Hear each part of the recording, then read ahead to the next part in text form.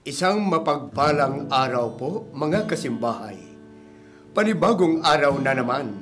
Halina't samahan ninyo ako sa pakikinig at pagninilay sa mabuting balita sa araw na ito.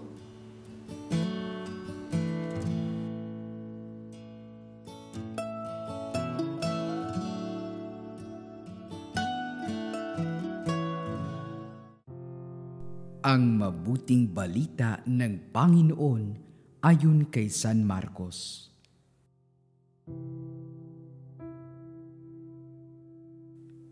Noong panahong iyon, bumalik si Jesus sa Capernaum at kumalat ang balitang siya'y nasa kanyang tahanan. Kaya't nagkatipon ang napakaraming tao, anupat wala nang matayuan kahit sa labas ng pintuan. Samantalang nangangaral si Jesus, may idinating na isang paralitikong dala ng 4 katao. Hindi nila ito mailapit kay Jesus dahil sa dami ng tao, kaya't binakbak nila ang bubong sa tapat niya at inihugos ang paralitikong nakaratay sa kanyang higaan. Nang makita ni Jesus kung gaano kalaki ang kanilang pananalig, sinabi niya sa paralitiko, "Anak, ipinatatawad na ang mga kasalanan mo." May nakaupo roong ilang eskriba na nagsaloob ng ganito, "Bakit nagsasalita ng ganito ang taong ito? Kalapastanganan sa Diyos iyan. Hindi ba't Diyos lamang ang makapagpapatawad ng mga kasalanan?" Talos ni Jesus ang kanilang iniisip, kaya't sinabi niya, "Bakit kayo nagsasaloob ng ganyan? Alin ba ang lalong madali? Ang sabihin sa paralitikong, ipinatatawad na ang mga kasalanan mo, o ang sabihing, tumindig ka at dalhin mo ang iyong higaan at lumakad ka? Patutunayan ko sa inyo na dito sa lupa, ang anak ng tao ay may kapangyarihang magpatawad ng mga kasalanan."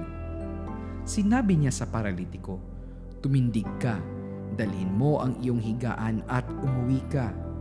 Tumindig naman ang paralitiko, binuhat ang kanyang higaan at umalis na nakikita ng lahat. Sila'y pawang nanggilalas at nagpuri sa Diyos. "Hindi pa kami nakakikita ng ganito," sabi nila. Ang mabuting balita ng Panginoon.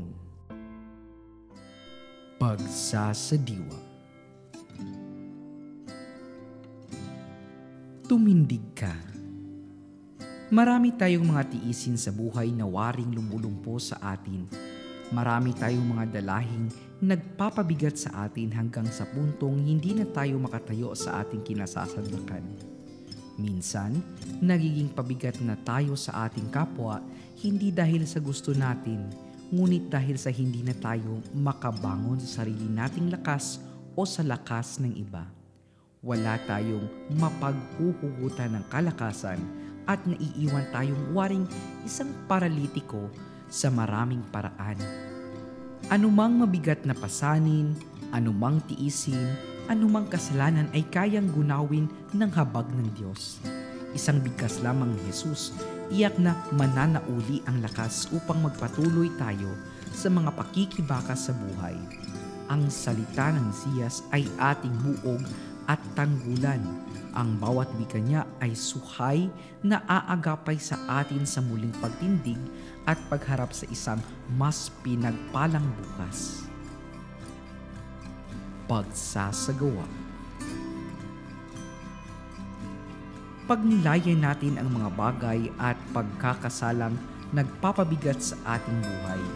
Ihingi ito ng tawad sa Diyos at humingi ng lakas upang tumindig tungo sa pagbabago.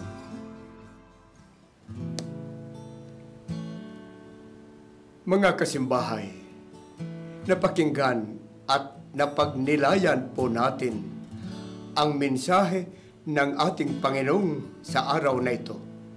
Naway pagpalain kayo ng Panginoon sa ngalan ng Ama at ng Anak at ng Espiritu Santo. Amen.